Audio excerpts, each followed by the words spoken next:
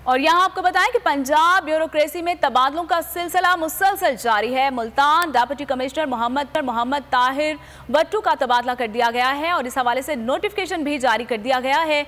और मुल्तान ग्रेड 19 के अफसर उमर जहांगीर डिप्टी कमिश्नर मुल्तान तैनात कर दिए गए हैं। मजीद जानेंगे अपने नुमाइंदे ताहिर खान से। ताहिर खान, बताइएगा, ये तकर्रुर और तबादलों का सिलसिला अभी तक जारी है?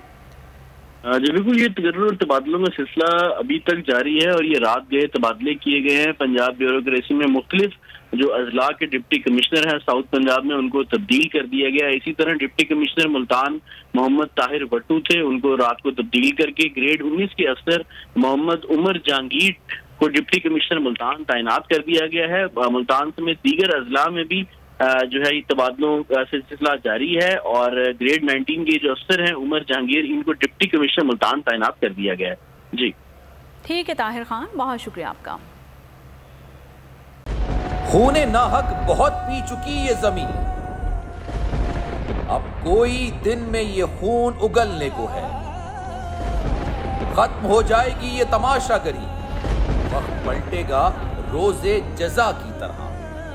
ये जो पेशावर में ताजा लहू है बहा, एक क़यामत करेगा फलक पर बपा।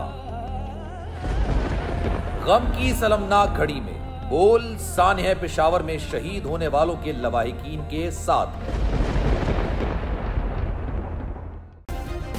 सब्सक्राइब करें और बेल दबाएं ताकि कोई खबर रह न जाए।